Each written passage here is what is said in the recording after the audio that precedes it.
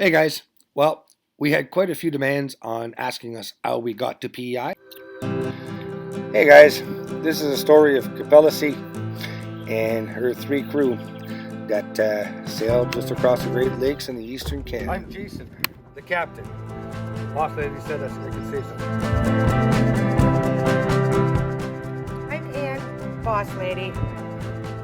And I'm Pierre, aka Mr. Crew. And this is our newest crew member, Senior Garfield. Now, let's see what we're up to this week. Well, this is the video that does it. This is going to be a two-part series because, well, it was way too long if it was in one. They are about half an hour long, but they're very detailed. Again, we didn't do with the boat and such, but we clearly show you on the river where we stopped, where not to stop, and what to watch out for. So here it is. So a lot of people asked us about this trip. So, well, this year we actually went all the way down to Kingston and then came back to Iroquois for the launch. Now, some of you know that Iroquois is a kind of a funny marina to come in. It has no depth, but in reality it does have 8 to 10 feet at the entrance all the way to the docks, and at the docks there's about 5 to 8 feet of water. So now, if as I'm showing here, you could either go through the locks or you can go through the dam if you have less than 14 feet or 15 feet of clearance above the water. Now, when we left Iroquois, we actually managed to get through the Eisenhower locks, and then we managed to make it all the way through the Salaberry, or the marina of the Salaberry. Now, where it's located is actually a really decent day to go all the way there. If you can't make it, you could always stop in the islands and just anchor somewhere. There's tons of places you could do that, but we made it to Salaberry, and then the next day we left. Now, there's two bridges in this cut, and they open pretty much when you call the bridge on 68. And once you've passed these bridges, there's going to be the Bois locks, which they with the COVID, we actually had to wait, and the schedules were posted online. Now, at the Bois locks, we actually had a starter malfunction, so the closest place that we could stop at was the Lachine Marina. Well, hold and behold, this place was closed. They closed it to make a new park as per Montreal mayor. So we ended up coming on the north side of this tongue. But if ever somebody needs to go in there, as you saw, there's small marinas. I don't suggest for any boat longer than 30 feet to go to them. But there's more than one marina along this shore, as I'm showing you right now. And you know what? Any place when you're in an emergency will accept you. Then once we got the starter fixed or rebuilt, we actually came down, and you could clearly see the St. Lawrence Seaway cutting away from the Lachine Rapids at this point. And as you're following this, there's also a bridge that needs to be moved, and along with a lock in St. Albert. This is about where we're getting to the St. Lambert lock, and that would be right about there. Again, nothing crazy. Because of COVID, the scheduling was on par, and they let you go through exactly on the hour when they say and mention it on the website. Now, once you're past the St. Lambert locks, you're actually free. There's nothing between you and the ocean. And we ended up sleeping that night in the Boucherville Islands. Very nice spot. Great hooking for your anchor. It's sand and mud bottom. There's pretty much no algae. It could be in any kind of winds. We ended up anchoring right there where the my mouse is, and I think anyway, one of these anchors is probably going to be from us. If not, we're not the only ones that stopped there. I'll guarantee you that. Now, this is quite a comfortable place to stay. No waves, and the freighters don't create any waves either because they're too far away. Now, as we came back into the channel to be able to keep on going north, we ended up going through the North Channel from this island. And the reason why is, again, no freighters, and we were under sail, just made it easier. And more fun, actually, to be honest with you. There's a couple of places where you have to check where you're going, just like I'm showing here with the yellow buoys. They are actual yellow buoys in the St. Lawrence. You just have to go through them. There's nothing that attaches one to the other. Now, again, once we got to Sorel, we actually stopped for the night again. And we ended up camping out right in this little channel. Now, I don't suggest you go into the bay if there's wind, or if you draw more than 5 to 6 feet, because it's very shallow. You see where all the anchors are, but I'll guarantee you there's not a lot of water. And the entranceway is pretty much a swamp. So if you don't mind flies and such, that's the place to go. If not, you can go in the channel where we went, and it was awesome. Don't forget this lake. This is Lake St. Pierre. It is riddled with live shells and mines from the Canadian Army. That was their test range. Stay in the marked channels. If you don't and you hit ground, you might just blow up. So don't do that. And yes, we did make sure to stay in the shipping channel at this point. And then Trois-Rivières is just after that. As you come out of the lake, you'll cross the bridge and you'll end up at the river entrance at Trois-Rivières, or Three Rivers. There's a new marina that's being built right beside the amphitheater where I'm showing right now. The marina is very nice, and if I'm not mistaken, it's pretty cheap, but it's brand new. Otherwise, you got the old Trois-Rivières marina that I'm showing right now. They have gas, they have docks. The entrance is quite narrow. Just make sure you really pay attention. If there's waves, don't try it. Go at anchor where we went. There's nothing wrong with either one, but you'll see it's not so much fun. Now, from here on end, a lot of corners, we actually cut them. If there was enough depth for us to cut a corner, we cut the corner. Just to accelerate the process, because we made it from Three Rivers all the way to Quebec City in one day. It was a long day, don't get me wrong, but at least cutting corners made it a little shorter. Now, from Three Rivers to Quebec City was a 10-hour drive, and we ended up stopping for fuel right here at, I'm going to try to remember, Port-au-Pic, I think. Beautiful little marina, just before Quebec City. It's about 45 minutes to an hour before Quebec City. Beautiful place. Nothing wrong with that. And actually, it was a nice stop for lunch. Now, once we left Port-au-Pic, again, you can cut, see right here, you can cut it. You can cut the corner, no problem, and come right out at the red buoys here, or the second or the third red buoy. And again, the current at this point will be pushing you incredibly. Now, once we got underneath the Quebec Bridge, we couldn't believe this, but there's a marina right at the bridge. I think it's Lévis Marina or something like that. There's 4.5 knots of current at this place. We were doing 16 to 1800 RPMs facing the current because we wanted to maybe see if we can get into this marina. And we're doing standstill at 1800 RPMs. So I could just imagine what it's going to be like trying to go back up this river this way. But on the good side, we decided to go to the Quebec Yacht Club, which is arguably, depending on who you ask, either the oldest or the second oldest yacht club in Canada or even North America.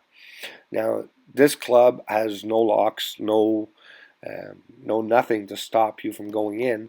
It is very tight in there, mind you, but there is gas pump out and everything, and there's a 7 to I think 14 feet of tide.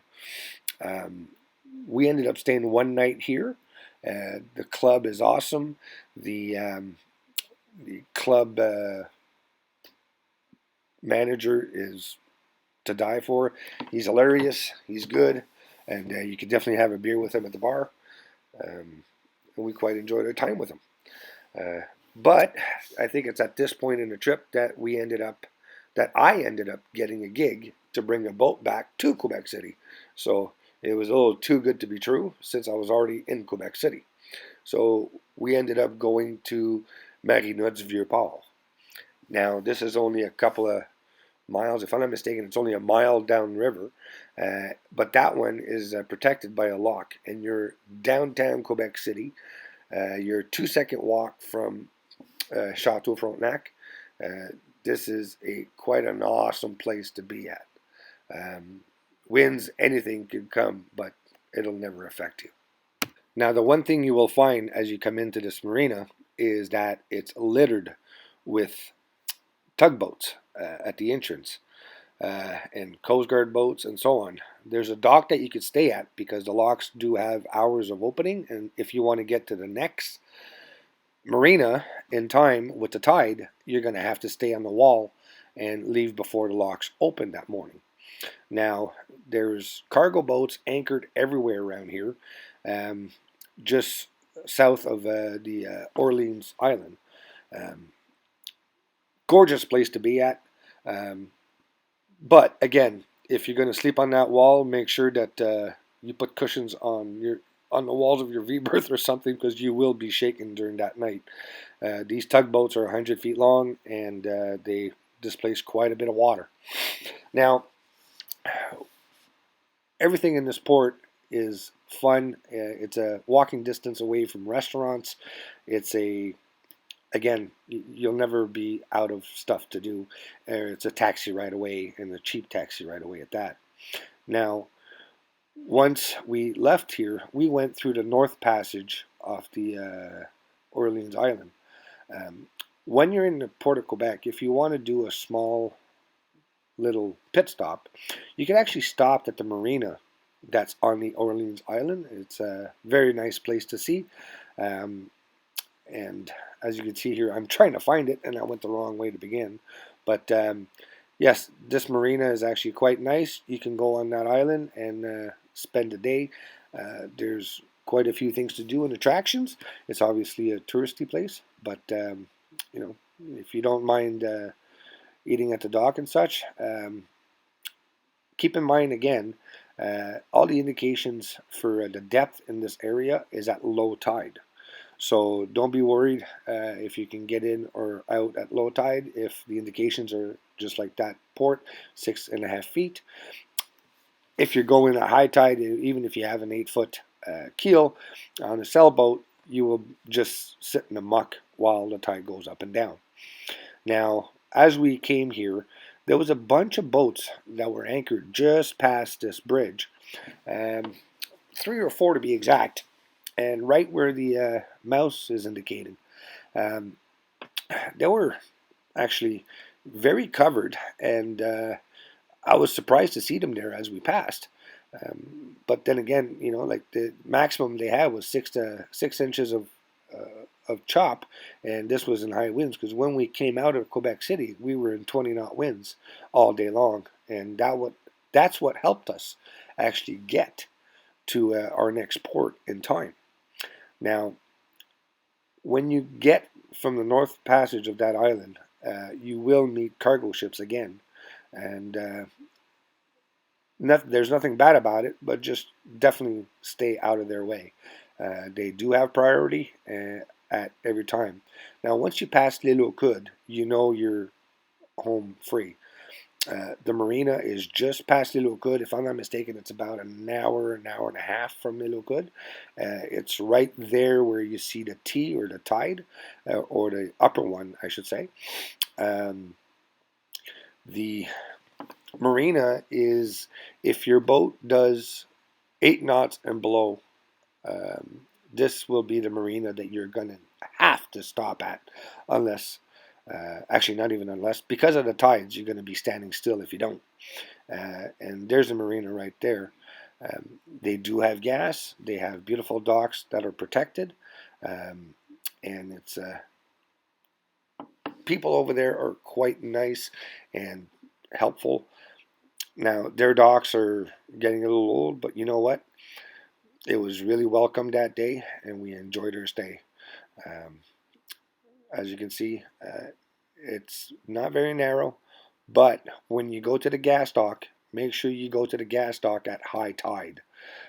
So you're going to have to probably wait for the next morning just before you leave, if you can fix it with the marina manager, to be able to put fuel in your boat if you didn't do so in Quebec City. And the reason why, the gas dock is actually situated on the south side of this peninsula, and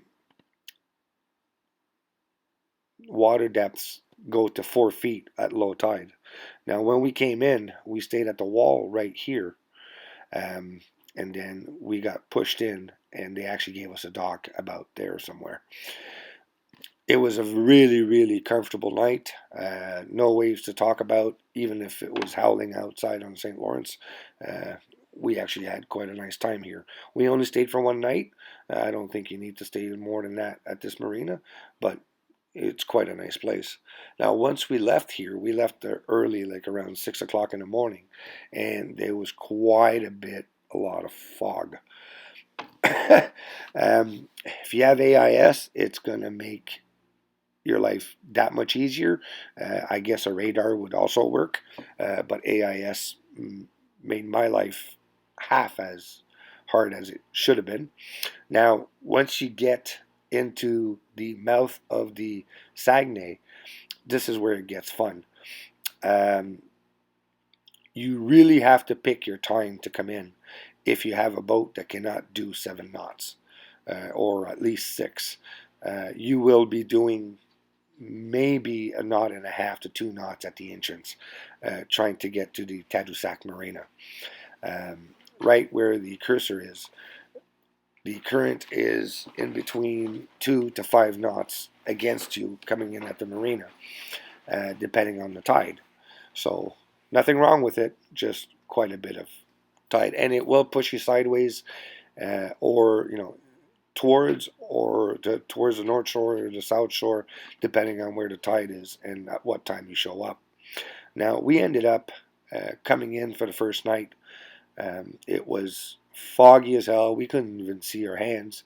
I'm lying, I'm exaggerating, but you know what I mean. So when we actually came in here, there's a dock with a big boat that shows you for whale watching, and we actually almost hit the dock, and we came in within about 60 feet of it, right where my cursor is, and I swear to God, yeah, right there, that's where we almost hit the wall.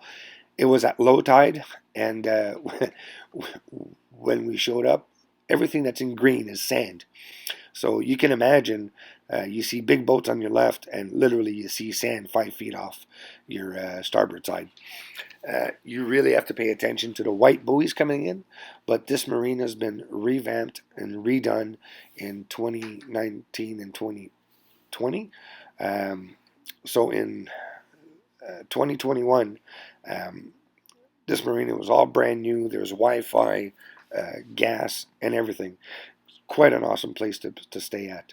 Now, if you don't want to stay at the marina, like we did, we went to anchor outside.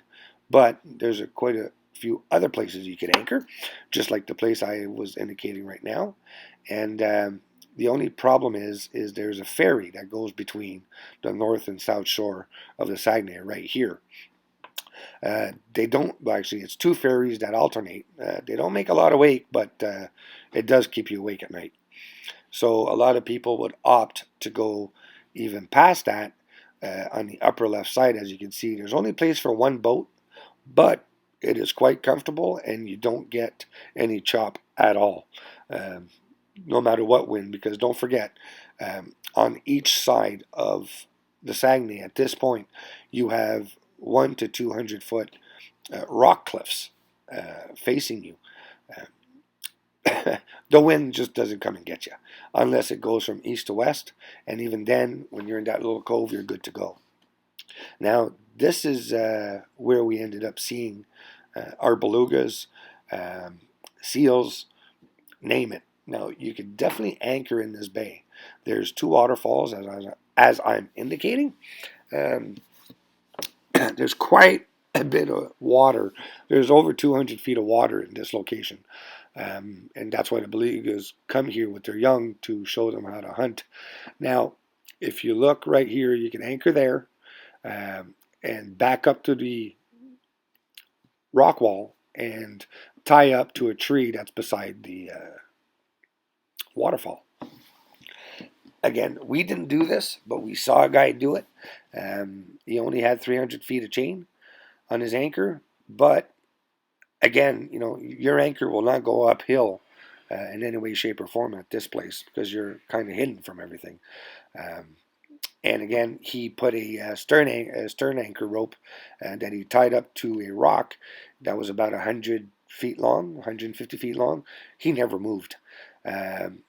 So, you know, again, you need enough road and chain to go down, but once you're down, your anchor is not going to be pulled up on a flat wall because the mountains around you, the flat face mountains around you, are exactly what's in the water. It goes down and it goes down quick, so it would need to pull up your anchor, you know, maybe 100 feet against that wall for you to go on land. It's never going to happen. I don't care how much it's blowing. So this is a pretty place, and like I said, belugas, small whales come here to feed. It's quite awesome, actually. If you anchor anywhere in the bay just outside Tadoussac or in this bay, you will have whales coming right up to your boat. Now, we ended up dinghying quite a bit up this river.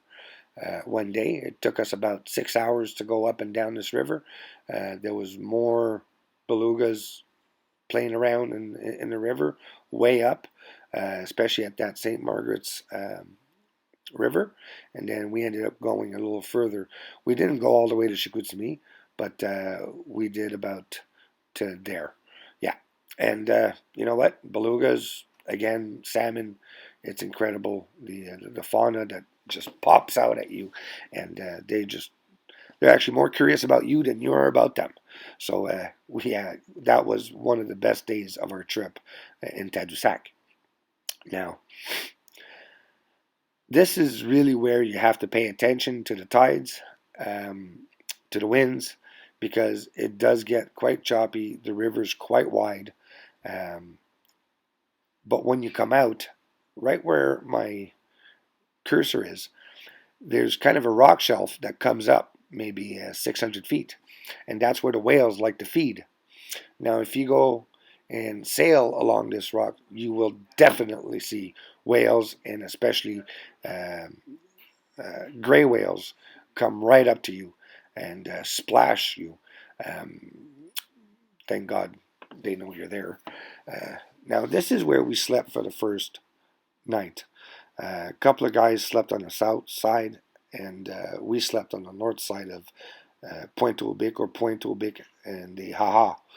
Yeah, it still makes me laugh. Now, this place was, it's very protected from southwest winds, and some people slept at the south side, and during the night the winds changed, and their anchors popped, and they came and joined us in the North Bay. We actually read the weather statement, and that's why we went to the North Bay. Now, we were quite nice, and there's a little island there that pops out during a low tide, and you know what? We were quite comfortable. Just make sure you read the maps when you come in. Now, this is another possibility. I wouldn't do it. You're a little too open. But again, if you're protecting yourself from the southwest winds, that's the place to go. There's nothing wrong with it. Now, once we left here, we did quite the day. Oh yeah, by the way, once you go to Tadoussac, there's a lot of islands that are protected that you're not allowed to go within a kilometer, and that's one of the islands along with that one. So these two islands you cannot come within, if I'm not mistaken, from memory, it's 1 kilometer. So you will be told by the locals to get away, or even by the Coast Guard to get away from the island if you get too close. This is migratory birds sanctuaries. You're not allowed to go on the islands. You can't even sail close to them either. We were just on the limit, and the amount of fauna that popped up at us, and birds and whales, it was incredible. So again, if you want to stay at the limit, be my guest, but you cannot go in. And where you see the red dots here on the map, again, those are protected areas. You're not supposed to be going in. Try to stay away. As simple as that. Now, as we left Baie des Ha Ha, we tried to stay out of the shipping lanes, and as you can clearly see the shipping lanes on the map, we stayed just south of the shipping lane. So we had all the winds we needed, but we weren't bothered by any cargo ships. And when you get to here, the cargo ships get a lot bigger than the St. Lawrence. Some of them are 1,000 feet long and require quite a bit of water to navigate. So I just tend to stay out of it, and that was the end of it. Now, once we left there was a few marinas that you could stay at. Don't get me wrong, but they're usually at least spaced 4 to 8 hours apart if you really want to be comfortable. We stayed in Matane. In 2021, they were actually rebuilding the whole marina. They were changing the docks, redoing the clubhouse, and so on. Any time of day, low tide or high tide, if you have 5.5 feet or less, you can make it in this marina. If you have more than that, really pay attention to the tides, but you can come in no problem. And at the dock in the marina, you will have enough water. Hey guys, we're off to another adventure. Please like, Subscribe. And please share if you like these videos. See you guys. If you guys want to help us without doing much at all, please click like and subscribe. And possibly that little bell to get notifications next time we put out a video. Thanks, guys.